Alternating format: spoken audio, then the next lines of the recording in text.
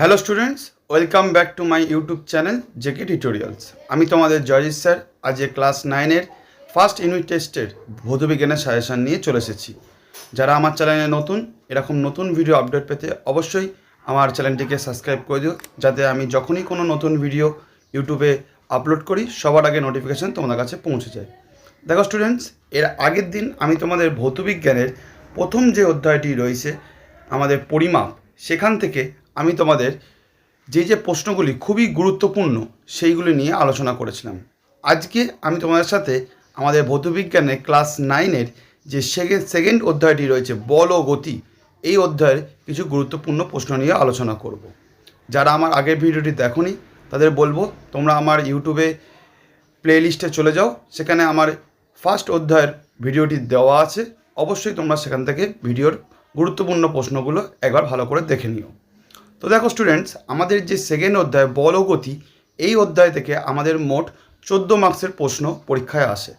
MCQ 1 মার্কসের 2টি থাকে, এসএকিউ 1 মার্কসের 3টি, 2 মার্কসের আমাদের 3টি প্রশ্ন থাকে এবং 3 মার্কসের আমাদের 1টি প্রশ্ন থাকে।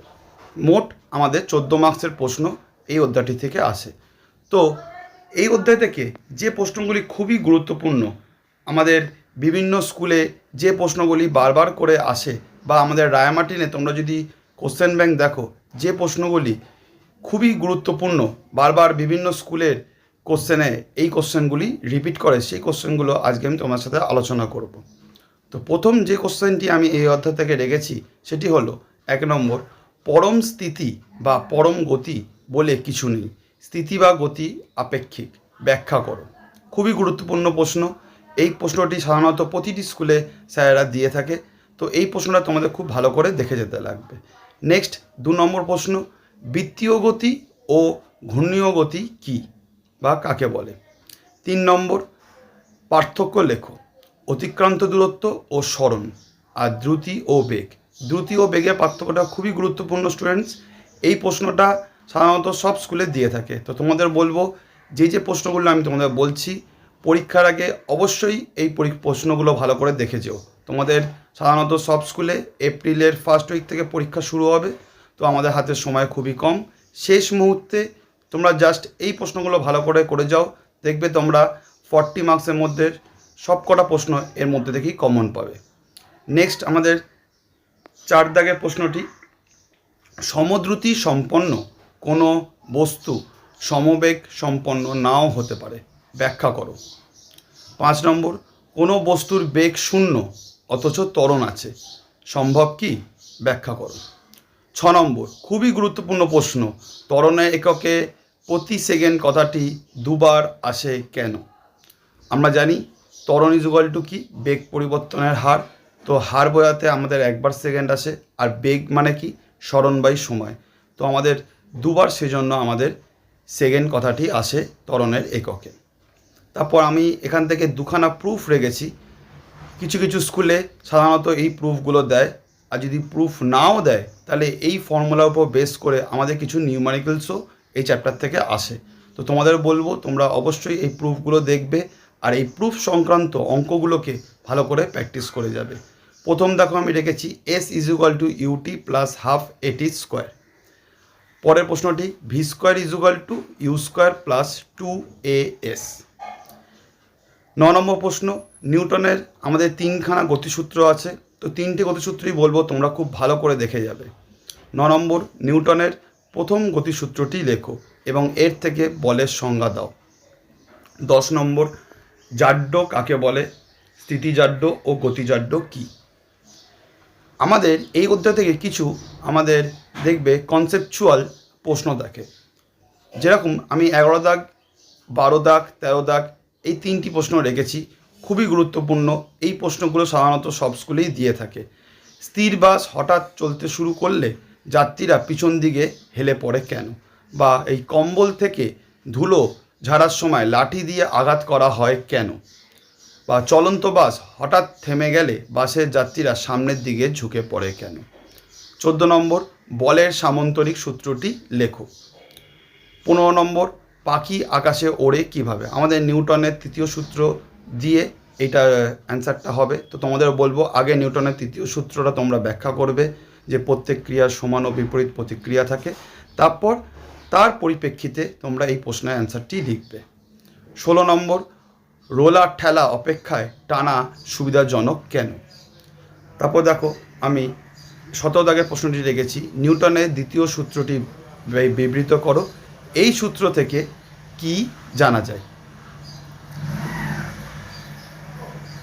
তারপর আমাদের 18 দাগের প্রশ্নটি, নিউটনের দ্বিতীয় গতিসূত্র থেকে প্রথম গতিসূত্র প্রতিষ্ঠান করো। 19 নম্বর, বস্তুর ভরই জাড্যের পরিমাণ, ব্যাখ্যা করো। 20 নম্বর, নিউটন ও ডাইনের মধ্যে সম্পর্ক নির্ণয় করো। 21 নম্বর, খুবই গুরুত্বপূর্ণ প্রশ্ন, নিউটনের তৃতীয় গতিসূত্রটি ব্যাখ্যা করো। ক্রিয়া ও প্রতিক্রিয়া কী? 22 নম্বর, ক্রিয়া ও প্রতিক্রিয়া সাম্য প্রতিষ্ঠা করতে পারে না কেন? 23 নম্বর, কনসেপচুয়াল প্রশ্ন, আমাদের অ্যাপ্লিকেশান বেসড, কোনো অবাধ্য নৌকা থেকে তীরে লাফ দিলে নৌকাটি পিছনের দিকে সরে যায় কেন? 24 নম্বর, আমাদের অ্যাপ্লিকেশান বেসড প্রশ্ন, বায়ুশূন্য স্থানে পাখি উঠতে পারে না কেন? কারণ আমরা জানি নিউটনের তৃতীয় সূত্র থেকে প্রত্যেকটি ক্রিয়ার সমান ও বিপরীতমুখী প্রতিক্রিয়া থাকে। তো বায়ুশূন্য স্থানে যদি পাখিদের থেকে যদি ডানা দিয়ে আমরা জানি বায়ুর উপর বল ক্রিয়া করে, তো আমাদের নিউটনের তৃতীয় সূত্র অনুযায়ী বায়ু কী করে না ডানার উপর একটি প্রতিক্রিয়া বল করে, সেই জন্য পাখিগুলি আকাশে ওড়ে। তো বায়ুশূন্য স্থান মানে বায়ু না থাকার জন্য পাখিগুলি কি না ক্রিয়া হয় না, তার দরুন কোনো প্রতিক্রিয়াও আসে না। 25 নম্বর, খুবই গুরুত্বপূর্ণ প্রশ্ন, রৈখিক ভরবেগের সংরক্ষণ সূত্রটি বিবৃত করো। সাধারণত সব স্কুলে এই প্রশ্নটি দিয়ে থাকে, খুবই গুরুত্বপূর্ণ প্রশ্ন। নেক্সট হলো আমাদের F = ma, ফোর্স বল ভর ইন্টু ত্বরণ, এই সমীকরণটি প্রতিষ্ঠা করো। রকেটে কার্যনীতি ব্যাখ্যা করো। নিউটনের তৃতীয় সূত্র থেকে আমাদের এই প্রশ্নটি থাকে সাধারণত সব স্কুলেই, তো এই প্রশ্নটা খুবই ভালো করে দেখে যাবে, খুবই গুরুত্বপূর্ণ পরীক্ষার জন্য। 28 নম্বর, হোস পাইপের মধ্যে দিয়ে জল নির্গত হওয়ার সময় পাইপটিকে ধরে রাখতে কষ্ট হয় কেন? 25 নম্বর, রৈখিক ভরবেগের সংরক্ষণের সূত্রটি বিবৃত করো। এই কোশ্চেনটি দুবার রিপিট হয়ে গেছে। তারপর আমাদের এখানে কোশ্চেনটি রিপিট হয়ে গেছে বারবার। তো 29 দাগের প্রশ্নটি দেখো, আমাদের রৈখিক ভরবেগের সূত্র থেকে নিউটনের তৃতীয় সূত্রটি প্রমাণ করো। এবং 30 দাগের প্রশ্নটি হলো, রৈখিক ভরবেগের সংরক্ষণ সূত্রটির সাহায্যে বন্দুকের পিছু হটার কারণ ব্যাখ্যা করো। দেখো স্টুডেন্টস, তোমাদের এখান থেকে যে 2 মার্কস আর 3 মার্কসের জন্য আমি এখানে 30টি প্রশ্ন রেখেছি।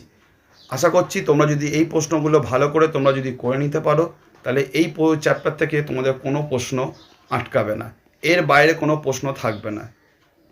যে কটা প্রশ্ন আমি তোমাদের দিলাম খুবই গুরুত্বপূর্ণ। যে কোনো স্কুলে তোমরা থেকে যদি পরীক্ষা দাও, তোমরা দেখবে এই প্রশ্নের বাইরে কোনো প্রশ্ন আসবে না। আমাদের এই অধ্যায় থেকে কিছু এমসিকিউ প্রশ্ন আসে, তো তোমাদের সুবিধার্থে আমি কিছু এমসিকিউ প্রশ্ন রেখেছি, যে প্রশ্নগুলো বারবার বিভিন্ন স্কুলে রিপিট হয়, বা তোমরা যদি রায়মার্টিনের কোশ্চেন ব্যাংক দেখো সেখানেও এই প্রশ্নগুলো তোমরা দেখতে পাবে।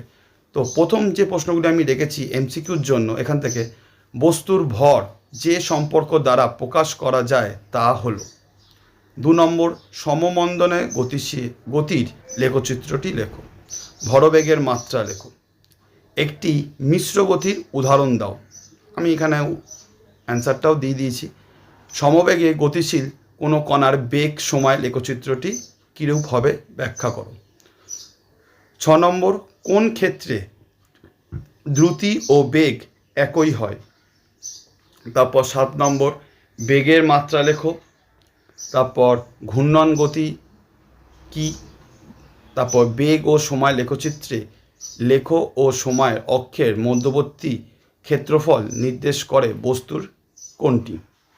10 নম্বর, সুষম ত্বরণে গতিশীল কণার লেখচিত্র লেখো। 11 নম্বর, এখান থেকে কিছু ছোটোখাটো আমাদের নিউমেরিক্যালসও দিয়ে থাকে, তো সেই জন্য আমি কিছু ছোটো ছোটো অঙ্ক রেখেছি, যাতে তোমাদের এখান থেকে যদি কোনো নিউমেরিক্যাল বেসডও প্রশ্ন থাকে তোমাদের যাতে সেটা মিস না হয়। তো দেখো, একটি কণা আর ব্যাসার্ধ বিশিষ্ট একটি বৃত্তাকার পথে অর্ধেক দূরত্ব অতিক্রম করলো, তো কণাটির এখানে সরণ কি হবে? তো একটা বৃত্তাকার যদি পথ হয়, একটা বৃত্তের ব্যাসার্ধ যদি আর হয়, সে যদি অর্ধেক দূরত্ব অতিক্রম করে, সেক্ষেত্রে আমার সরণটা এখান থেকে বার করতে হবে। স্টার্টিং পয়েন্ট থেকে ফিনিশিং পয়েন্ট মানে কি, এক্ষেত্রে আমার বৃত্তের ব্যাসটাই হলো ওই কণাটির সরণ। তো ব্যাস আমার কি, ব্যাসার্ধ যদি আর হয় তাহলে ব্যাস তাহলে কী হবে, 2r, কারণ আমরা জানি ব্যাস ইজুকাল টু 2 ইন্টু ব্যাসার্ধ। 12 নম্বর, ত্বরণের মাত্রা লেখো। তারপর একজন বালক পূর্ব দিকে 3 কিমি গিয়ে সেখান থেকে উত্তর দিকে 4 কিমি গেল, তাহলে সরণ কী হবে? তাহলে স্টার্টিং পয়েন্ট থেকে আর ফিনিশিং পয়েন্ট পর্যন্ত, তাহলে এক্ষেত্রে আমরা পিথাগোরাসের সূত্র যদি অ্যাপ্লাই করি, তাহলে সেখান থেকে আমরা 3 অতিভুজ স্কোয়ার ইজুকাল টু কি, লম্ব স্কোয়ার প্লাস ভূমি স্কোয়ার, তাহলে 3 square plus 4 square, 3 square 9, 4 square 16, 9 আর 16 যোগ করলে 25, 25-এ তোমরা যদি বর্গমূল করো সেখান থেকে তোমরা 5 কিমি পেয়ে যাবে অ্যান্সার। তারপর এক ডাইন বল যদি 1 mg ভরের বস্তুর উপর কাজ করলে কি পরিমাণ ত্বরণ সৃষ্টি হবে?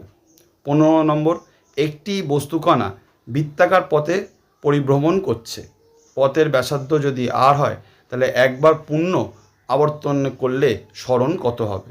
তো বৃত্তাকার পথে যদি করে, পূর্ণ আবর্তন যদি করে, তাহলে কি আমার প্রাথমিক বিন্দু আর অন্তিম বিন্দু এক হয়ে যাবে, তো সেক্ষেত্রে আমার এখানে সরণ কিন্তু হয়ে যাবে 0। যদি আমাদের অতিক্রান্ত দূরত্ব বলে, তা সেক্ষেত্রে আমাদের বৃত্তের পরিধি এখানে বার করতে লাগবে। বৃত্তের পরিধি তোমরা আশা করি জানো, ক্লাস 9-এ তোমাদের ম্যাথে বৃত্তের চ্যাপ্টারটি রয়েছে। তাই বৃত্তের পরিধি ফর্মুলা 2πr, তাই সেক্ষেত্রে আমার অতিক্রান্ত দূরত্ব তাহলে কী হবে, 2πr হবে।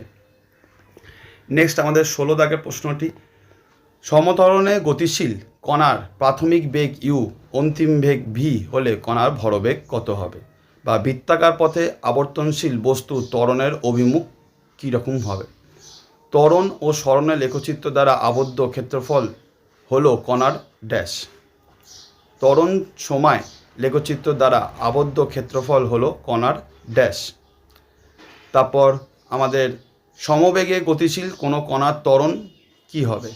একটি বলের দুটি সমকৌণিক উপাংশ 3n ও 4n হলে বলের মান কত হবে?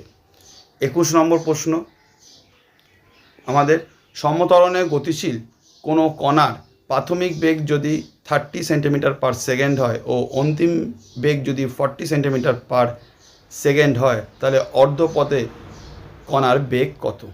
কোনো বস্তুর বেগ অর্ধেক হলে আমাদের গতিশীল কত হবে?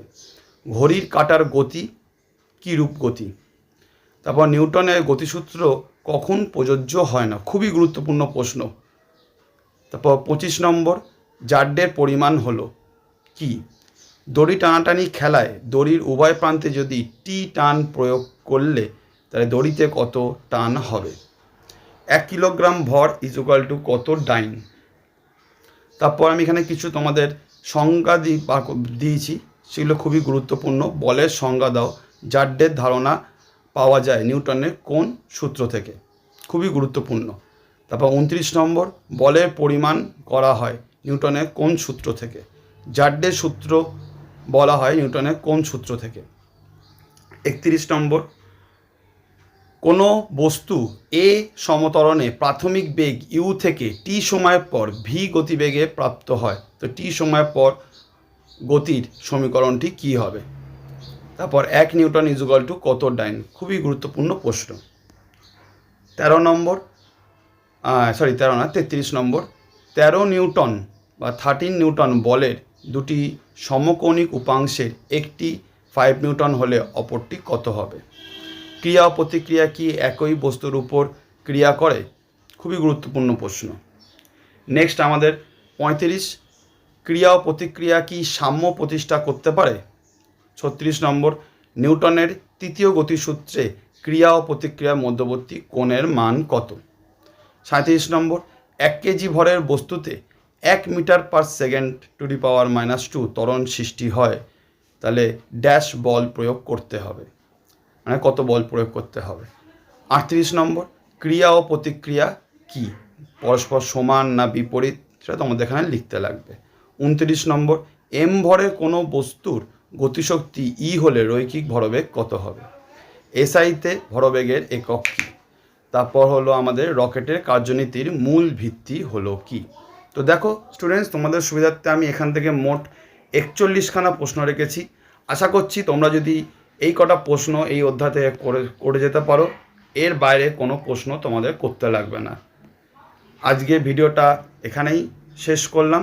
নেক্সট দিন আমি তোমাদের যে তৃতীয় অধ্যায়টি রয়েছে সেখান থেকে যে প্রশ্নগুলি খুবই গুরুত্বপূর্ণ সেগুলো নিয়ে আলোচনা করব। যদি তোমাদের স্কুলে এই প্রথম 3টি অধ্যায় ছাড়া অন্য কোনো অধ্যায় পরীক্ষায় থাকে ফার্স্ট ইউনিটে, অবশ্যই আমাকে কমেন্টে জানিও, তাহলে আমি সেই চ্যাপ্টারের গুরুত্বপূর্ণ প্রশ্নগুলো নিয়ে তোমার সাথে আলোচনা করব। আর আজকে যে প্রশ্নগুলি তোমার সাথে আলোচনা করলাম, এই প্রশ্নগুলির মধ্যে যদি কোনো প্রশ্নের উত্তর তোমাদের অজানা থাকে বা তোমরা বুঝতে পারছো না কীভাবে লিখতে লাগবে, অবশ্যই আমাকে কমেন্টে জানিও, তাহলে সেই প্রশ্নগুলোর আমি উত্তর নিয়ে একটা নতুন ভিডিও বানাবো। ভিডিওটি যদি তোমাদের ভালো লেগে থাকে অবশ্যই আমার এই চ্যানেলটিকে সাবস্ক্রাইব করে দিও এবং তোমাদের বন্ধুদের মধ্যে শেয়ার করে দিও। আর তোমরা যদি এই পিডিএফটা ডাউনলোড করতে চাও তাহলে আমি এই ভিডিওর ডেসক্রিপশান বক্সে আমি আমার হোয়াটসঅ্যাপ চ্যানেলের লিঙ্কটি দিয়ে দেবো। তোমরা সেই লিঙ্কে সরাসরি যুক্ত হয়ে আমার হোয়াটসঅ্যাপ চ্যানেল থেকে তোমরা এই পিডিএফটা ডাউনলোড করে নিতে পারবে।